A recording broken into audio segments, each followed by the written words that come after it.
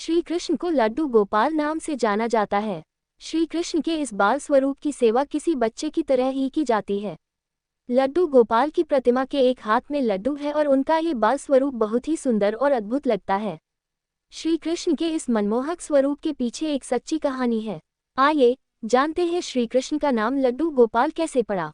सबसे प्यारे सांवले सलोने मेरे लड्डू गोपाल।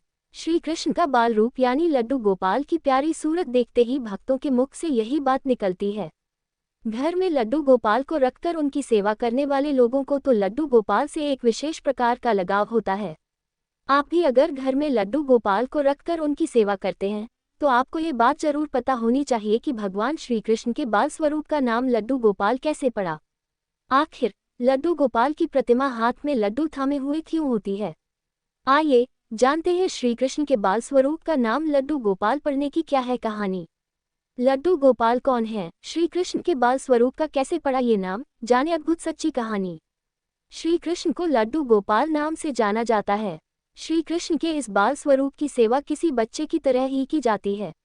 लड्डू गोपाल की प्रतिमा के एक हाथ में लड्डू है और उनका ये बाल स्वरूप बहुत ही सुंदर और अद्भुत लगता है। श्री कृष्ण के इस मनमोहक स्वरूप के पीछे एक सच्ची कहानी है। आइए जानते हैं श्री कृष्ण का नाम लड्डू गोपाल कैसे पड़ा। सबसे प्यारे सांवले सलोने मेरे लड्डू गोपाल। श्री कृष्ण का बाल रूप यानी लड्डू गोपाल की प्यारी सूरत देखते ही भक्तों के मुख से यही बात निकलती है।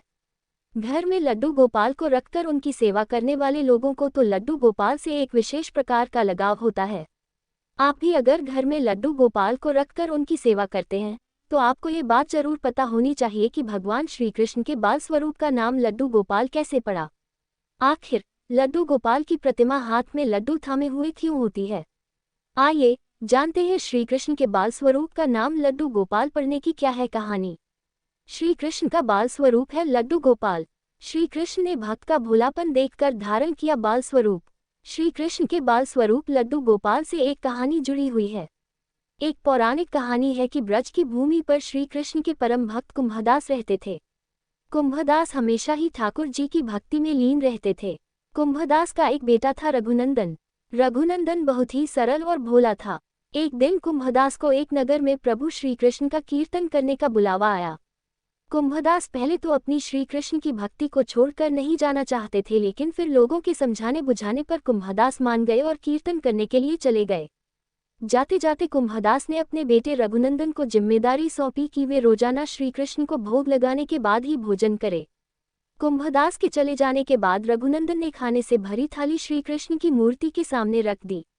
रघुनंदन इतना भोला था कि उसे लगा कि श्री कृष्ण स्वयं अपने हाथों से खाना खाएंगे, लेकिन थाली यूं ही भरी रखी रही। ये देखकर रघुनंदन रोने लगा और रो रो कर श्री कृष्ण से खाना खाने की प्रार्थना करने लगा। ये देखकर श्री कृष्ण ने बाल रूप धारण किया और थाली का भोजन खत्म कर दिया। इसके बाद जब कुंभदास घर वापस लौटा तो उन्होंने अपने बेटे से भोग लगाया हुआ प्रसाद मांगा, लेकिन रघुनंदन ने बड़े ही भोलेपन से कहा कि ठाकुर जी ने सारा भोजन खा लिया।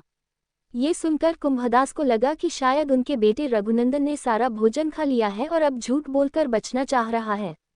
इसी तरह कुंभदास जब भी कीर्तन करने जाते अपने बेटे को श्री कृष्ण को भोग लगाने के लिए कहते थे। रोजाना भोग का प्रसाद नहीं बचता था और पूछने पर रघुनंदन वही बात दोहरा देता था कि सारा भोजन श्री कृष्ण ने खा लिया।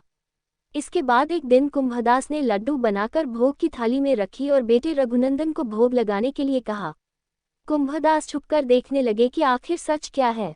उस दिन भी यही हुआ। रघुनंदन ने श्री कृष्ण को खाना खाने के लिए आमंत्रित किया। श्री कृष्ण ने बाल रूप बनाया और लड्डू खाने लगे। जब कुंभदास ने स्वयं श्री कृष्ण को बाल रूप में देखा तो वे दर्शन के लिए दौड़े चले आए। उस समय कृष्ण के एक हाथ में लड्डू और दूसरे हाथ वाला लड्डू मुख में जाने को ही था कि वे एकदम जड़ हो गए। इस घटना के बाद से ही उनकी इसी रूप में पूजा की जाती है और श्री कृष्ण के इस बाल स्वरूप को लड्डू गोपाल कहा जाने लगा।